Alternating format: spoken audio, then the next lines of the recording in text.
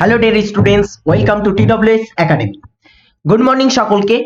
General awareness এবং জিকের আরো একটি ক্লাসে তোমাদের সকলকে স্বাগত।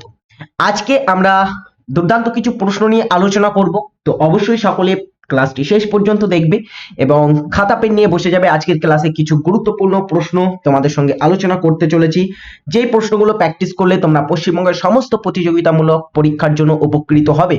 এবং যদি ক্লাসটি তোমার কোনো বন্ধুদের কাছে, তোমার কোনো বন্ধুরা প্রস্তুতি নিতে বিভিন্ন পরীক্ষার, যদি কোনো তোমার বন্ধুরা প্রস্তুতি নিচ্ছে এমন থাকে, তাহলে তুমি তার কাছে শেয়ার করতে পারো, সেও কিন্তু এখান থেকে উপকৃত হবে। আর সমস্ত লাইভ ক্লাস আমাদের দেখতে দ্য ওয়ে অফ সলিউশন এবং TWS একাডেমি চ্যানেলটি সাবস্ক্রাইব করে রাখো। সেখানে এই রুটিন অনুযায়ী প্রতিদিন ক্লাস হয় এবং সমস্ত ক্লাসের লিংক প্রথমেই পেতে আমাদের দ্য ওয়ে অফ সলিউশনের টেলিগ্রাম চ্যানেলে যুক্ত হয়ে যাও। ওকে, আজকে আমরা তাহলে শুরু করি দুর্দান্ত ফর্মে। আজকে ক্লাসটি শুরু হবে, যেটা হচ্ছে প্রথম প্রশ্ন। দেখো, নিচের কোন জোড়টি মিলছে না? নিচের কোন জোড়টি মিলছে না?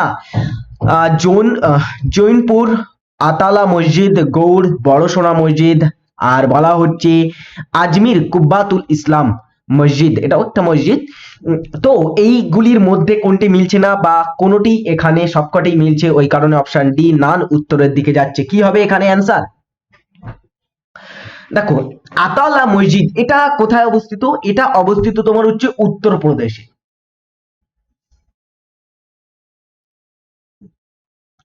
উত্তরপ্রদেশ রাজ্যে এটা অবস্থিত। তাছাড়া এটা উত্তরপ্রদেশেরই মধ্যেই এই জৈনপুর তোমার হচ্ছে শহরে অবস্থিত। গৌড়, গৌড়ের বড়সোনা মসজিদ, এটা আমরা জানি বড়সোনা মসজিদ এটা গৌড়েই অবস্থিত। বাংলা সুলতানি যুগে এটা নির্মিত হয়েছিল। তারপরে দেখো, বলা হচ্ছে কুব্বাতুল ইসলাম মসজিদ, বা এটাকে আমরা জানি কুয়াতুল ইসলাম মসজিদ, এটা কোথায় অবস্থিত? এটা কি আজমিরে? নয়, আজমিরে অবস্থিত আছে আলাউদ্দিন কা ঝোপড়া, যেটা কুতুবউদ্দিন আইবক কর্তৃক নির্মিত। কুতুবউদ্দিন আইবকই এই কুব্বাতুল ইসলাম মসজিদ এটা নির্মাণ করেছিলেন। কে? কুতুবউদ্দিন আইবক নির্মাণ করেন। ওকে, এবং এটা কোথায় অবস্থিত? এটা অবস্থিত হচ্ছে দিল্লিতে। তাহলে এটার অ্যান্সার হবে আজমির নয়, এটা দিল্লিতে অবস্থিত, এটাই সঠিক। নয় বাচক প্রশ্ন কিন্তু এরকম পরীক্ষায় আসতে পারে। নেক্সট হচ্ছে পশ্চিমবঙ্গের সর্বোচ্চ শৃঙ্গ, সেটার নাম কি? সান্দাকফু। এটার উচ্চতা কত? পশ্চিমবঙ্গের সর্বোচ্চ শৃঙ্গ সান্দাকফু দার্জিলিং এ অবস্থিত। এটা দার্জিলিং এ অবস্থিত। কোন শৈলশিরায় অবস্থিত? সিঙ্গালীলা। সিঙ্গালীলা শৈলশিরায় অবস্থিত। ওকে, তো এই সান্দাকফুর উচ্চতা কত? সেটা হচ্ছে 3636 মিটার। এটা হচ্ছে সান্দাকফুর উচ্চতা। অপশন বি সঠিক উত্তর হবে 3636 মিটার। এটা ভারত পশ্চিমবঙ্গের সর্বোচ্চ শৃঙ্গের উচ্চতা। ওকে, নেক্সট দেখো, রণথম্বর ব্যাঘ্র প্রকল্প কোন রাজ্যে অবস্থিত? রণথম্বর একটা ব্যাঘ্র প্রকল্প। আচ্ছা, ভারতে 54 ব্যাঘ্র প্রকল্প আছে, যার মধ্যে আমাদের পশ্চিমবঙ্গে আছে আমরা জানি তোমার বক্সা ব্যাঘ্র প্রকল্প, তারপরে আছে তোমার সুন্দরবন ব্যাঘ্র প্রকল্প, এবং ভারতের বিভিন্ন স্থানে আছে। যেমন ভারতের বৃহত্তম ব্যাঘ্র প্রকল্প হচ্ছে তোমার নাগার্জুন সাগর শ্রীশৈলেম ব্যাঘ্র প্রকল্প। সো এই যে রণথম্বর, এটাও একটা ব্যাঘ্র প্রকল্প। এটা কোন রাজ্যে অবস্থিত? এটা অবস্থিত হচ্ছে রাজস্থান রাজ্যে। অপশন এ সঠিক উত্তর হবে। নেক্সট হচ্ছে বিভব প্রভেদ পরিমাপের যন্ত্রের নাম কি? বিভব প্রভেদ পরিমাপ করা হয় কোন যন্ত্রের মাধ্যমে?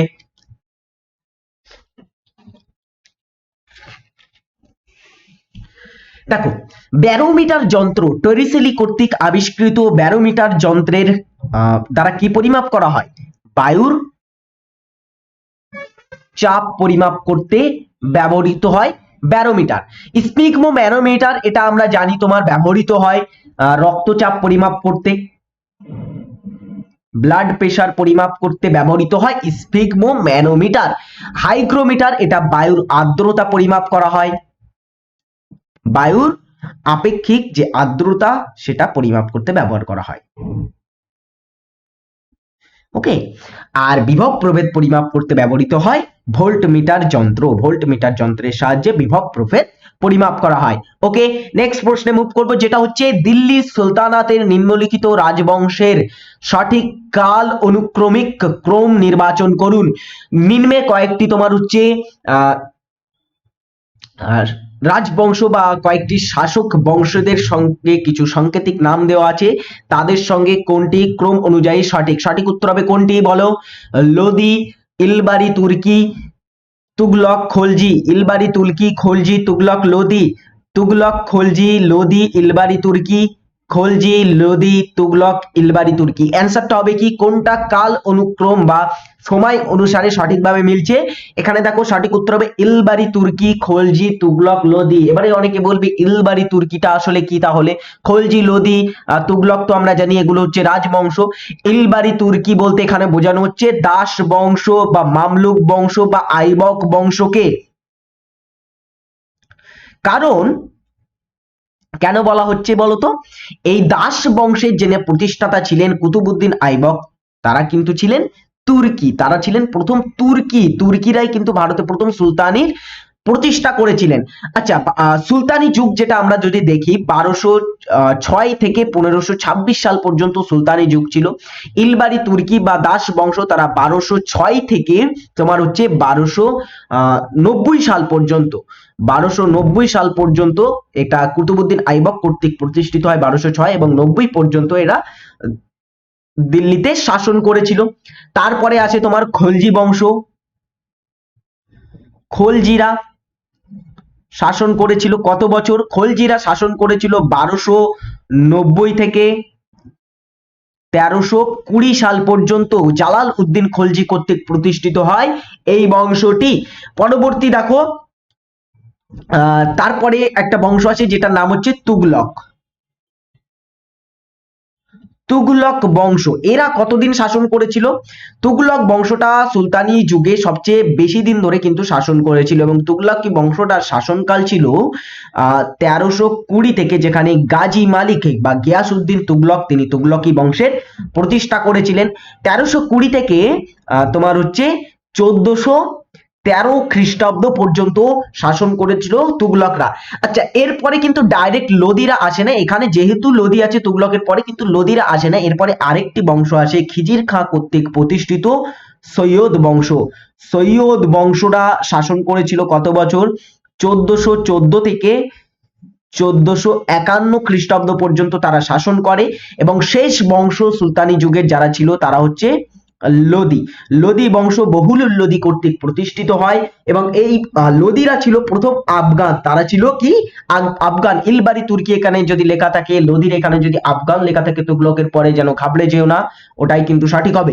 কারণ লোদিরা ছিল আফগান প্রথম এবং লোদি বংশের প্রতিষ্ঠাতা ছিলেন বহুল লোদি।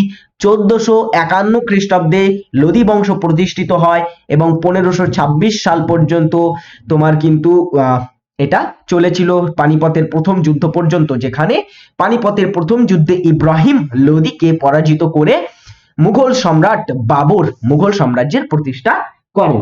এই হচ্ছে মোটামুটি একটা সংক্ষেপে তোমাদের সঙ্গে সুলতানি যুগের একটা ধারণা তোমাদের দিলাম। এর ভিতরে এবার অনেক কিছু থাকে, শ্রেষ্ঠ শাসক কে, প্রধান শাসক কে, কে প্রতিষ্ঠা করেছিলেন, কে শেষ শাসক ছিলেন, কে কার সময়ে কোন কাজ করেছিলেন, কার কোন উপাধি ছিল প্রভৃতি, কিন্তু অনেক কিছু তোমাদের জানতে হবে। তো আমরা চেষ্টা করব প্রশ্নের মাধ্যমে প্রতিদিন এরকম একটা একটা প্রশ্ন এনে তোমাদের সঙ্গে আলোচনা করে দেবার। ওকে, নেক্সট প্রশ্নে আসি, অনেকটা টাইম নিলাম ওই প্রশ্নটার ক্ষেত্রে। নেক্সট হচ্ছে নিচের মধ্যে কে একজন বিখ্যাত তবলাবাদক ছিলেন? নিম্নে কয়েকজন ব্যক্তির নাম দেওয়া আছে, তাদের মধ্যে কে বিখ্যাত তবলাবাদক ছিলেন? তবলা তালযুক্ত একটা বাদ্যযন্ত্র, তাই তো? এই তবলা তোমার বাদক আমরা জানি, বিখ্যাত তবলা বাদক কারা ছিলেন? ওস্তাদ আল্লাহ রাখা খান নাম আসে,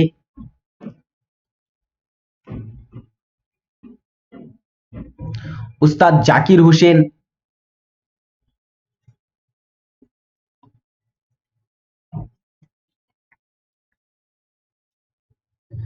জাকির হোসেন, তারপরে তোমার হচ্ছে শান্তা প্রসাদ, এই প্রমুখ ব্যক্তিবর্গদের। নিখিল ঘোষ, হ্যাঁ আরেকজন বিখ্যাত ব্যক্তির নাম হচ্ছে নিখিল ঘোষ, তিনিও কিন্তু একজন তবলা বাদক।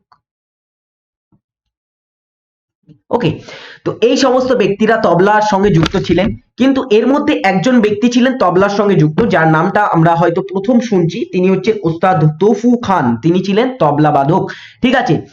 হরিপ্রসাদ চৌরাশিয়া, আমরা জানি হরিপ্রসাদ চৌরাশিয়া কিসের সঙ্গে যুক্ত ছিলেন? হরিপ্রসাদ চৌরাশিয়া, পান্নালাল ঘোষ, রাকেশ চৌরাশিয়া, তারা যুক্ত ছিলেন বাঁশি বাদ্যযন্ত্রের সঙ্গে।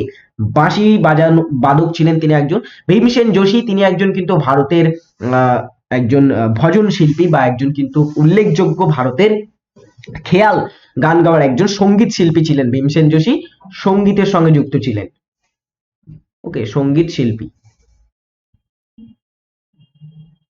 নেক্সট দেখো, টি এন কৃষ্ণনের নামটাও একটু জেনে রাখি, তিনিও কিন্তু একটা বাদ্যযন্ত্রের সঙ্গে যুক্ত ছিলেন, যেটাকে আমরা ভায়োলিন বলে থাকি। ভায়োলিনের সঙ্গে তিনি যুক্ত ছিলেন। ওকে, নেক্সট প্রশ্ন হচ্ছে পদ্মাবতী কাব্যটি কে রচনা করেছিলেন? পদ্মাবতী কাব্যটির রচয়িতাকে নিশ্চয়ই পড়েছো তোমরা, ক্লাস 9-10 দিকে পদ্মাবতী কাব্যটি বর্তমানে পড়ানো হয়ে থাকে। এই পদ্মাবতী কাব্যর একটা অংশকে। তো পদ্মাবতী কাব্যটি একটা উল্লেখযোগ্য কিন্তু তোমার মধ্যযুগে রচিত একটা উল্লেখযোগ্য কাব্য ছিল। ঠিক আছে। এই কাব্যটির যিনি লেখক তিনি হচ্ছেন কে? তিনি হচ্ছেন সৈয়দ আলাওয়াল, তিনি হচ্ছেন এটার লেখক। অপশন বি দেখো। নেক্সট হচ্ছে ভাকরা নাঙ্গাল পরিকল্পনা কোন নদীর উপর অবস্থিত? ভাকরা নাঙ্গাল পরিকল্পনা এটা হচ্ছে কি? এটা হচ্ছে ভারতের বৃহত্তম নদী পরিকল্পনা।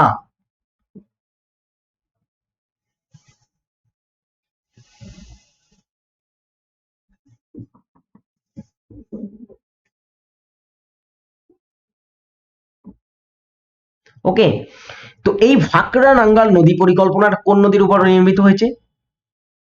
এটা নির্মিত হয়েছে তোমার শতদ্রু নদীর উপরে নির্মিত। পাঞ্জাব এবং হিমাচল প্রদেশ অঞ্চল জুড়ে এটা বিস্তৃত আছে ভাকরা নাঙ্গাল পরিকল্পনাটা।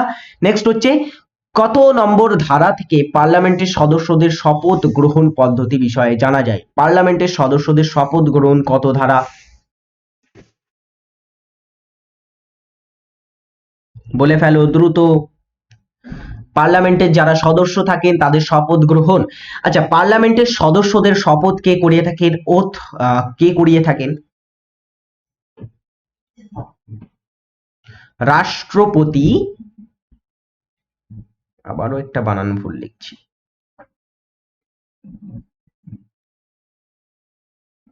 রাষ্ট্রপতি কি করেন? তাদের শপথ বাক্য পাঠ করিয়ে থাকেন।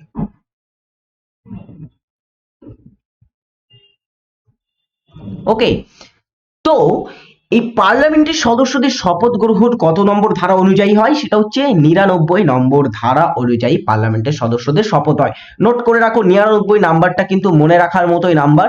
তো এটা ভুললে চলবে না যে পার্লামেন্টের সদস্যদের শপথ গ্রহণ হয় কত ধারা অনুযায়ী।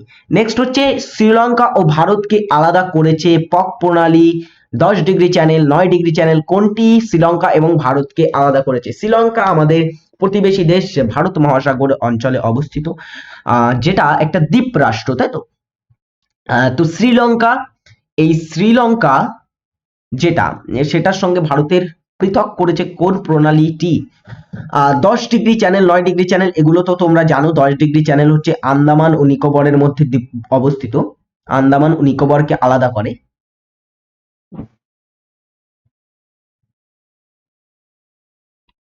নিকোবর। ওকে, আর 9 ডিগ্রি চ্যানেল এটা অবস্থিত লাক্ষাদ্বীপ,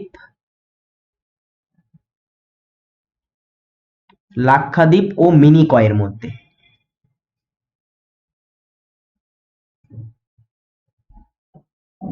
দ্বীপপুঞ্জের মধ্যে।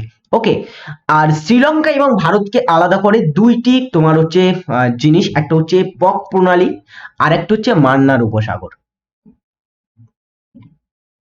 মান্নার উপসাগর।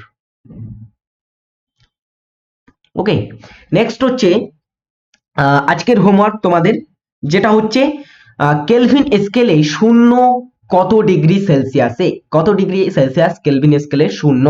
তো এটা সকালে কমেন্টে জানিয়ে যাবে। আশা করি এটার উত্তর সকলে, যতজন ক্লাস দেখছো 100% সকলেই করবে। নেক্সট প্রশ্নে আসি, যেটা হচ্ছে দার্জিলিং হিমালয়ান রেলওয়ে কত খ্রিস্টাব্দে ইউনেস্কো যে ইউনেস্কো ওয়ার্ল্ড হেরিটেজ সাইট এর স্বীকৃতি পায়। দার্জিলিং হিমালয়ান রেলওয়ে এটা একটা পার্বত্য রেলওয়ে, ভারতে কয়েকটি অঞ্চলে পার্বত্য রেলওয়েকে তোমার ইউনেস্কো ওয়ার্ল্ড হেরিটেজ সাইট হিসাবে ধরা হয়। একটা হচ্ছে দার্জিলিং হিমালয়ান রেলওয়ে, আরেকটি হচ্ছে তোমার নীলগিরি পার্বত্য রেলওয়ে, আর একটি হচ্ছে তোমার কলকা সিমলা পার্বত্য রেলওয়ে হিমাচল প্রদেশ। এই কয়েকটিকে তোমার হচ্ছে পার্বত্য রেলওয়ে হিসেবে ধরা হয় এবং এগুলিকে একত্রে একটাই ইউনেস্কো ওয়ার্ল্ড হেরিটেজ সাইট হিসেবে কিন্তু স্বীকৃতি দেওয়া হয় তিনটেকে, ঠিক আছে। জানি না পরবর্তীতে আরো কোনো রেলওয়ে পার্বত্য রেলওয়ে স্বীকৃতি পেলে তাদেরকে হয়তো এর ভিতরেই আন্ডার দা হিমালয়ান রেলওয়ের সঙ্গে যুক্ত করা হবে। তো দেখো এই দার্জিলিং হিমালয়ান রেলওয়ে এটাকে তোমার প্রথম পার্বত্য রেলওয়ে হিসাবে স্বীকৃতি দেওয়া হয়েছিল, যেটা হচ্ছে 1999 সালে, এবং এটা পশ্চিমবঙ্গে অবস্থিত। নেক্সট হচ্ছে ওজন বাক্সে বাটখারার ভরের অনুপাত 3:3:1, 5:4:2, 5:2:2:1, 5:5। তো বাটখারা বাক্সে, যদি একটা বাটখারা বাক্সে তোমার ওজন বাক্সে বিভিন্ন অনুপাতে তোমার ওজন রাখা, ওজন যন্ত্র যেটাকে বাটখারা বলা হয় সেগুলো রাখা হয়, তাহলে সব ধরনের ওজন করা যাবে কোন অনুপাতে। দেখো যদি আমরা একটা 1 কেজির বাটখারা রাখি, 1 কেজির মধ্যে যদি আমরা একটা 500 গ্রামের বাটখারা, একটা 200 এবং আরেকটি 200, আরেকটি তোমার হচ্ছে 100 গ্রামের বাটখারা রাখি, তাহলে দেখো এর ভিতরে কিন্তু আমরা সবকিছুই পরিমাপ করতে পারবো। দেখো মোটামুটি 100 গ্রাম পরিমাপ করতে পারবো, 200 পারবো, 1 এবং 2 মিলে 300 পারবো, 2 এবং 2 মিলে 400 পারবো, এবং 500 পারবো, 600, এরকম ভাবে কিন্তু সবগুলোই আমরা এখান থেকে পরিমাপ করতে পারবো। সুতরাং এটাই সঠিক উত্তর হবে অপশন সি। ওজন বাক্সে বাটখারার অনুপাত রাখা হয় 5:2:2:1 অনুপাতে। নেক্সট হচ্ছে দক্ষিণ ভারতের বিখ্যাত তাক্কোলামের যুদ্ধ কাদের মধ্যে সংগঠিত হয়েছিল? তাক্কোলামের যুদ্ধটা কাদের কাদের মধ্যে হয়েছিল? তাক্কোলামের যুদ্ধ, বলা হয় তাক্কোলামের যুদ্ধটি সংগঠিত হয়েছিল 1900 নয়, 948 থেকে 39 খ্রিস্টাব্দে। 948-39 খ্রিস্টাব্দে তাক্কোলামের যুদ্ধটি সংগঠিত হয়, যেই যুদ্ধের একদিকে ছিল তোমার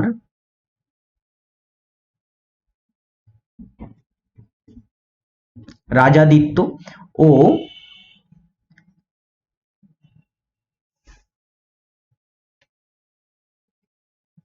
তৃতীয় কৃষ্ণ। রাজাদিত্য কি ছিলেন? রাজাদিত্য ছিলেন তোমার চোল রাজা। এটা অ্যাকচুয়ালি হয়েছিল তোমার চোল এবং রাষ্ট্রকূটদের মধ্যে। চোল রাজা প্রান্তক, প্রথম প্রান্তক, তার হচ্ছে তোমার পুত্র ছিলেন রাজাদিত্য, এবং একদিকে ছিলেন রাষ্ট্রকূট শাসক তৃতীয় কৃষ্ণ। এই দুইজনের মধ্যেই কিন্তু এই যুদ্ধটি সাধারণত সংগঠিত হয়েছিল। ওকে, নেক্সট হচ্ছে পৃথিবীর উচ্চতম জলপ্রপাত হলো, পৃথিবীর উচ্চতম জলপ্রপাত কোনটি? অ্যান্সার হবে কোনটি পৃথিবীর উচ্চতম জলপ্রপাত? সেটি হচ্ছে অ্যাঞ্জেল জলপ্রপাত, পৃথিবীর উচ্চতম জলপ্রপাত। যেটার হচ্ছে উচ্চতা কতটা বলতো? উচ্চতা কতটা? এবং অ্যাঞ্জেলটা কোথায় অবস্থিত? অ্যাঞ্জেলটা অবস্থিত হচ্ছে ভেনেজুয়েলাতে। ভেনেজুয়েলা যেটা হচ্ছে সাউথ আমেরিকাতে অবস্থিত, এবং এটা পৃথিবীর উচ্চতম জলপ্রপাতের খিতাব ধরে রেখেছে 979 মিটার উচ্চতা বিশিষ্ট। ঠিক আছে, আচ্ছা ভারতের উচ্চতম কোনটি বলতো? ভারতের উচ্চতম,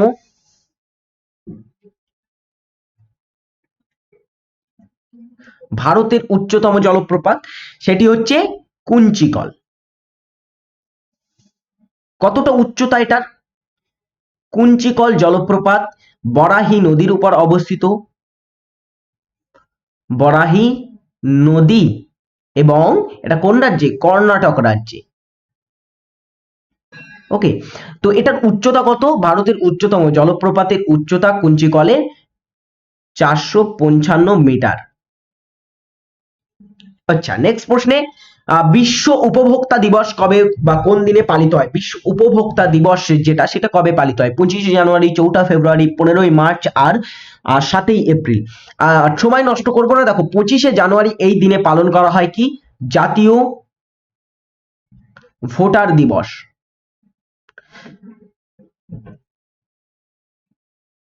এবং 4ঠা ফেব্রুয়ারি এই দিনে পালন করা হয় কি? বিশ্ব ক্যান্সার দিবস।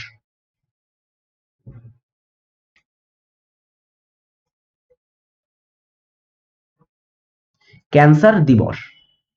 এবং বিশ্ব উপভোক্তা দিবসটা পালন করা হয় 15ই মার্চ, এবং 17ই এপ্রিল দিনটাও মনে রাখো, একটা বংশগত রোগ আছে যেটার নাম আমরা জানি হিমোফিলিয়া, হিমোফিলিয়া দিবস, হিমোফিলিয়া সচেতন দিবস 17ই এপ্রিল। নেক্সট হচ্ছে কোন রাজ্যে শিশু মৃত্যুর হার সবচেয়ে কম? কোন রাজ্যে শিশু মৃত্যু হারটা সবচেয়ে কম?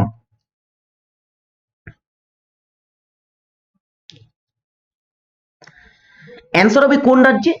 এটা হচ্ছে তোমার কেরল রাজ্যে শিশু মৃত্যুর হার সবচেয়ে কম। নেক্সট হচ্ছে মানুষের চোখের মনির আকার নিয়ন্ত্রিত হয় আইরিশ, কর্নিয়া, রেটিনা, লেন্স কোনটির দ্বারা অ্যাকচুয়ালি বোঝানো হয়েছে?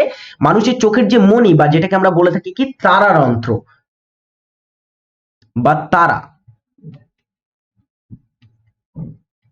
ঠিক আছে, মনি বা চোখের তারা যেটা, সেটা ছোট বড় হয় বা আকার নিয়ন্ত্রিত করে কোনটি? আইরিশ, কর্নিয়া, রেটিনা, লেন্স কোনটি? দেখো এখানে সঠিক উত্তর হবে আইরিশ। আচ্ছা, আইরিশটা কোথায় থাকে? আইরিশ থাকে আমাদের যে আখি গোলক সেটা ঠিক সম্মুখে, লেন্সের উপরে এটা কিন্তু থাকে, ঠিক আছে, এই যে লেন্স আছে লেন্সের উপরে থাকে আইরিশ, এবং এই আইরিশটা কিন্তু তারারন্ধ্রকে ছোট বড় করতে সাহায্য করে। আচ্ছা, কর্নিয়ার কাজ কি? কর্নিয়া হচ্ছে কিন্তু তোমার প্রতিসারক মাধ্যম হিসাবে কাজ করে, এটা মনে রাখো, লিখে রাখো খাতায়, যে কর্নিয়ার কাজ হচ্ছে কি প্রতিসারক মাধ্যম হিসাবে কাজ করা এবং আলোক রশ্মিকে প্রবেশ করানো, ঠিক আছে, কেন্দ্রভূত করা। আরেকটি হচ্ছে দেখো রেটিনা, রেটিনার কাজ কি? রেটিনার কাজ হচ্ছে অলওয়েজ বস্তুর প্রতিবিম্ব গঠন করবে রেটিনা। আর লেন্সের কাজ কি? লেন্সের কাজ হচ্ছে আলোর প্রতিসারণ ঘটাবে এবং আলোক রশ্মিকে রেটিনার উপরে ফেলবে, এটাই হচ্ছে লেন্সের প্রধান কাজ। এই হচ্ছে কিন্তু কয়েকটা চোখের অংশের কয়েকটি কাজ, মনে রাখার চেষ্টা করবে। নেক্সট প্রশ্ন, পরাধীন ভারতের শেষ ভাইসরয় কে ছিলেন? আচ্ছা, ভাইসরয়, আচ্ছা ভাইসরয় পদটি তোমার ছিল ভারত স্বাধীনতা পাওয়া পর্যন্ত ভাইসরয় ছিল, তার আগে পর্যন্ত গভর্নর জেনারেল পদটি ছিল। লর্ড ক্যানিং তিনি প্রথম ভারতের ভাইসরয় হিসেবে নিযুক্ত হন, সেইভাবে তারপরে চলতে থাকে Lord Canning, Lord Liton, Lord Hardinge, Lord Linlithgow, Lord Wavell, এরকম ভাবে তোমার হচ্ছে চলতে থাকে। পরবর্তীতে গিয়ে ভারত যখন স্বাধীনতা পায়, ক্লেমেন্ট এটলি তৎকালীন সময় প্রধানমন্ত্রী ছিলেন ব্রিটেনের, তিনি ঘোষণা করেন ভারতকে স্বাধীনতা দেবেন। পরবর্তীতে কি হয়, এই পরাধীন ভারতের ভাইসরয় পদটিকে তুলে নেওয়া হয় এবং ভারত যখন স্বাধীনতা পায় তখন কিন্তু একটা পদ রেখে দেওয়া হয় যেটার নাম ছিল তোমার হচ্ছে ওই গভর্নর জেনারেল। যেই গভর্নর জেনারেলটা হয়েছিলেন কে প্রথম স্বাধীন ভারতের? স্বাধীন ভারতের প্রথম গভর্নর জেনারেল বা ভাইসরয় শেষ কে ছিলেন? সেটা হবে লর্ড মাউন্টব্যাটেন, তিনি ছিলেন। ওকে, আচ্ছা আরেকটা প্রশ্ন এখান থেকে থাকে, একজনের নাম আমরা জানি, সেটা হচ্ছে সি গোপালাচারী বা চক্রবর্তী গোপালাচারী, যিনি ছিলেন পশ্চিমবঙ্গের প্রথম রাজ্যপাল। সেই চক্রবর্তী গোপালাচারী কি করেন? তিনি ছিলেন, মনে রাখবে, এই পরাধীন ভারতের প্রথম, সরি পরাধীন নয়, স্বাধীন ভারতের প্রথম গভর্নর জেনারেল, প্রথম ভারতীয় গভর্নর জেনারেল। ওকে, স্বাধীন ভারতের প্রথম ভারতীয় গভর্নর জেনারেল হন এই তোমার হচ্ছে মাউন্টব্যাটেন এবং এই চক্রবর্তী রাজাগোপালাচারী, এবং শেষও তিনি। ওকে, নেক্সট হচ্ছে ম্যালেরিয়ার প্রতিকার কোন উপকার ব্যবহার করা হয়? ম্যালেরিয়ার প্রতিকারে কোন উপকারটি ব্যবহৃত হয়? ডাটুরিন, রেসারপিন, কুইনাইন, ক্যাফেইন। দেখো ডাটুরিন এটা কোথায় পাই আমরা? ডাটুরিন যে উপকার, ডাটুরিন উপকারটি প্রধানত ব্যথা উপশম করতে ব্যবহৃত হয়, ব্যথা উপশম করতে ব্যবহৃত হয়। ওকে, এবং এটা ডাটুরিনটা তোমার হচ্ছে পাওয়া যায় ধুতরা গাছে, ধুতরা গাছে পাওয়া যায় এটাকে। আর রেসারপিন এটাকে আমরা সর্পগন্ধায় পেয়ে থাকি, সর্পগন্ধা, যেটা তোমার হচ্ছে উচ্চ রক্তচাপ কমাতে ব্যবহৃত হয়,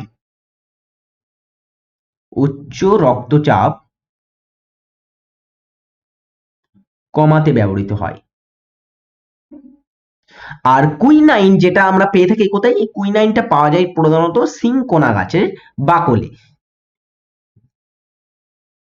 সিংকোনা গাছে পাওয়া যায়, যেটা প্রধানত ব্যবহৃত হয় ম্যালেরিয়া রোগের প্রতিষেধক হিসাবে বা ম্যালেরিয়া জ্বরের প্রতিষেধক হিসাবে। ক্যাফেন এটা কফি গাছে পাওয়া যায়, যেটা তোমার বিভিন্ন অবসাদ জাতীয় বা যে থাকান সেটাকে দূর করার জন্য ব্যবহৃত হয় ক্যাফেন, ঠিক আছে, পানীয় হিসাবে ব্যবহৃত হয়।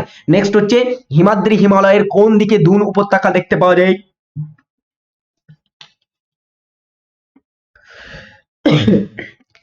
হিমাদ্রি হিমালয়ের কোন দিকে দুন উপত্যকা দেখতে পাওয়া যায়?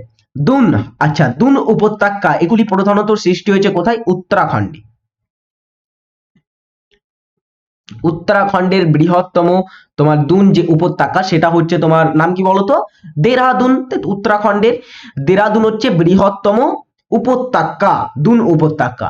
তো এই দেরাদুন গুলি কোথায় সৃষ্টি হয়েছে? হিমালয়ের। হিমাদ্রি হিমালয় কোথায় বলতো? হিমাদ্রি হিমালয় হচ্ছে তোমার আচ্ছা প্রথমে বলো এই দুনগুলি সৃষ্টি হয়েছে হিমালয়ের কোন অংশে? এটা সৃষ্টি হয়েছে হিমালয়ের সবচেয়ে দক্ষিণ অংশে, সেটা হচ্ছে নাম হচ্ছে শিবালিক হিমালয়। শিবালিক হিমালয়, এই শিবালিকে এগুলো সৃষ্টি হয়েছে, কিন্তু শিবালিক হিমালয়টা হিমাদ্রি হিমালয়ের দক্ষিণে অবস্থিত। ঠিক আছে, এটা অ্যান্সার হবে দক্ষিণে অবস্থিত হিমাদ্রি হিমালয়ের। একটু ঘুরিয়ে দেওয়া হলো এটি প্রশ্নটি।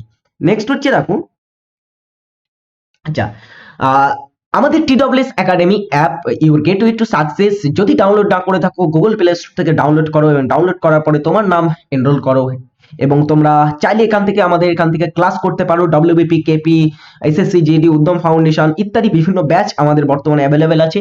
খুবই স্বল্প মূল্যে এখানে তোমাদের অনেকগুলো ফিচার্সে ক্লাস করানো হচ্ছে। সোম থেকে শনি প্রতিদিন লাইভ ক্লাস পাবে তোমরা। তারপরে হচ্ছে এখান থেকে তোমরা প্রতিটি ক্লাসের PDF নোটস পাবে, বিভিন্ন অধ্যায় ভিত্তিক ক্লাস, ডাউট ক্লিয়ারিং সেশন, এবং রেকর্ড মিস করলে এই লাইভ মিস করলে রেকর্ড দেখার সুযোগ।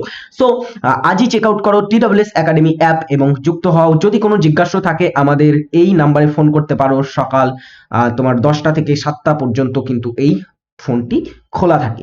তো আজই চেক আউট করো TWS একাডেমি অ্যাপটি আর যুক্ত হয়ে যাও আমাদের TWS একাডেমিতে।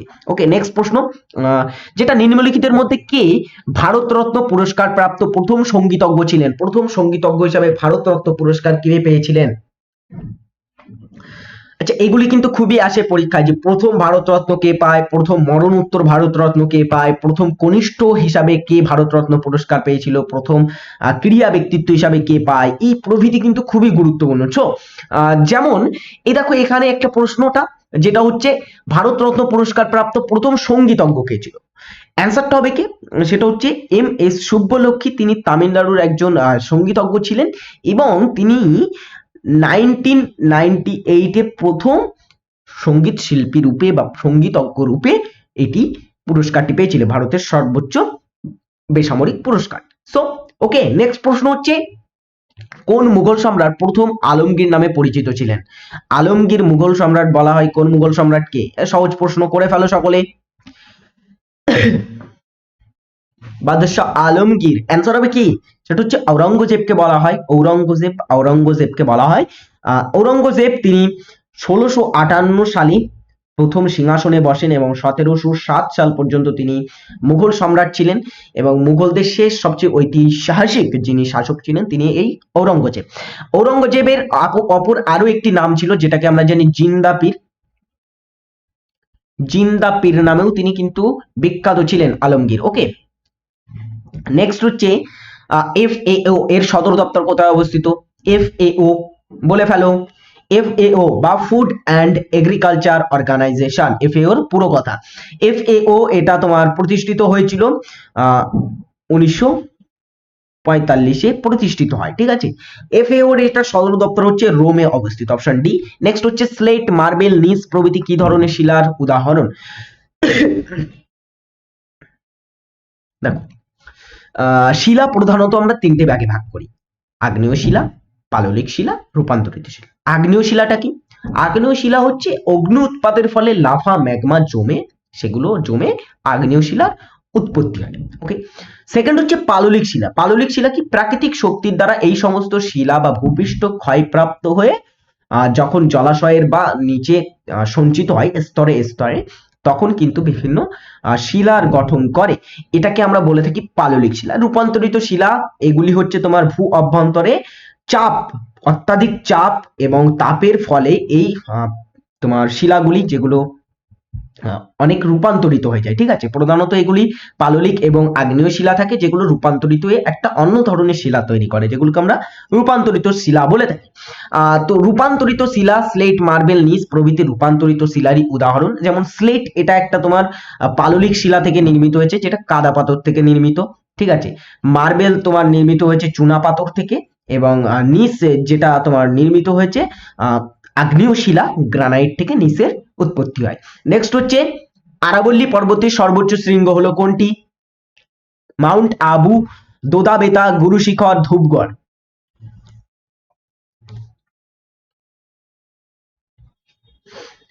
আরাবল্লী পর্বত যেটা কোথায় অবস্থিত?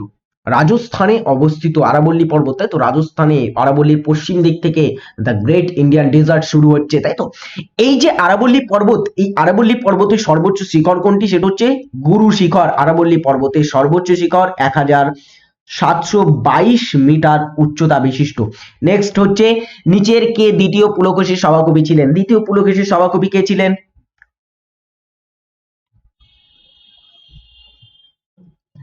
আইহোল প্রশস্তি, নামটা একটু জেনে রাখো। দেখো, নিচের একজন ছিলেন দ্বিতীয় পুলকেশীর সভাকবি। দ্বিতীয় পুলকেশী কে ছিলেন? তিনি ছিলেন চালুক্য বংশের শ্রেষ্ঠ শাসক, যিনি 610 খ্রিস্টাব্দে চালুক্য বংশের সিংহাসন আরোহণ করেন। এবার এই দ্বিতীয় পুলকেশী তার সভাকবি কে ছিলেন? তিনি হচ্ছেন রবিকীর্তি। ওকে, আচ্ছা, রবিকীর্তি একটা তোমার প্রশস্তি বা একটা রচনা করেছিলেন লিপি, যেটাকে আইহোল প্রশস্তি বলা হয়, যেটা থেকে আমরা দ্বিতীয় পুলকেশীর সম্পর্কে কিন্তু জানতে পারি। নেক্সট হচ্ছে আঙ্গুর চাষের সঙ্গে সম্পর্কযুক্ত কোনটি? আঙ্গুর চাষের সঙ্গে সম্পর্কযুক্ত কোনটি? ফ্লোরি, ভিটি, সেরি, এপি। ফ্লোরিকালচার, এটা ফুল চাষের সঙ্গে যুক্ত, ফুল চাষ। সেরিকালচার, রেশম চাষ। এবং আরেকটি বলো, এপি কালচারটা কিসের সঙ্গে যুক্ত? ভিটি কালচারটা কিসের সঙ্গে যুক্ত? এটাই আঙ্গুর চাষের সঙ্গে যুক্ত। এপি কালচারটা কিসের সঙ্গে যুক্ত? এপি কালচার যুক্ত হচ্ছে বাণিজ্যিকভাবে মৌমাছি উৎপাদন বা মৌমাছি পালন বা এটাকে মধু উৎপাদনের সঙ্গে যুক্ত। মৌমাছি পালন। নেক্সট হচ্ছে কোন বিজ্ঞানী পর্যায় সারণীর উদ্ভাবন করেন? পর্যায় সারণীর উদ্ভাবন কে করেছিলেন? আচ্ছা, পর্যায় সারণীটা প্রথম উদ্ভাবিত করেছিলেন যিনি, তিনি হচ্ছেন, সঠিক উত্তর হবে কে বলতো? রুশ বিজ্ঞানী ছিলেন তিনি, মেন্ডেলিফ, দিমিত্রি মেন্ডেলিফ, তিনি এটা উদ্ভাবন করেছিলেন। আচ্ছা, তার যে পর্যায় সারণী আর বর্তমান পর্যায় সারণী দুটি কিন্তু খুবই আলাদা। তার পর্যায় সারণীতে ছিল 7টি পর্যায়, 7টি পর্যায় ছিল এবং 8টি শ্রেণী ছিল, 8টি শ্রেণী ছিল। বর্তমানে এটা কি হয়েছে? বর্তমানে হচ্ছে 7টি পর্যায় বর্তমান পর্বত শ্রেণীতে, এই পর্বত বলছি, সরি, পর্যায় সারণীতে, এবং 18টি শ্রেণীতে বিভক্ত করা হয়েছে এই পর্যায় সারণীটি। মেন্ডেলিফের পর্যায় সারণী গুলিকে মৌলের ভৌত রাসায়নিক ধর্মর তোমার হচ্ছে তার পারমাণবিক ভরের সঙ্গে পর্যায়ক্রমে পুনরাবৃত্তি করা হতো, ঠিক আছে? কিন্তু আধুনিক পর্যায় সারণী যিনি তৈরি করেছিলেন তার নাম হচ্ছে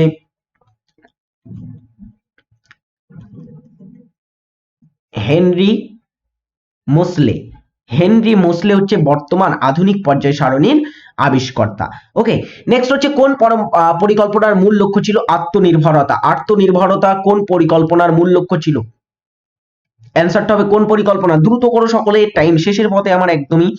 যেটা হচ্ছে তৃতীয় পঞ্চবার্ষিকী পরিকল্পনা, যেটার মূল লক্ষ্য ছিল আত্মনির্ভরতা। আচ্ছা, তৃতীয় পঞ্চবার্ষিকী পরিকল্পনাটার সময়কাল একটু জেনে রাখো। 1961-তে এটাকে সূচনা করা হয় এবং 1966 পর্যন্ত এই ছিল সময়কাল। নেক্সট হচ্ছে কোন কঠিন অবস্থায় কোন গ্যাসকে শুকনো বরফও বলা হয়? কঠিন অবস্থায় কোন গ্যাসকে শুকনো বরফ বলা হয়? সেটা হবে কার্বন ডাই অক্সাইডকে বলা হয় কঠিন অবস্থায় শুকনো গ্যাস। এই ছিল আজকের কিছু সুন্দর প্রশ্ন নিয়ে তোমাদের সঙ্গে আলোচনা করলাম। তো কেমন লাগলো ক্লাসটি অবশ্যই সকলে জানাবে। আশা করব ক্লাসটি খুবই ভালো লাগলো। আমি আমার এন্ড থেকে বেস্ট দেওয়ার চেষ্টা করলাম তোমাদের। সকলে ভালো থাকবেন, সুস্থ থাকবে, নিজের খেয়াল রাখবে, আর প্রতিদিনের ক্লাসে যুক্ত হওয়ার চেষ্টা করো, আর বন্ধুদের কাছে একটু শেয়ার করে দেবে। ওকে, আর আমাদের TWS একাডেমি অ্যাপটি ডাউনলোড না করলে আজই চেক আউট করো TWS academy app, your gateway to success. Okay, tata, সকলে ভালো থাকবে, সুস্থ থাকবে।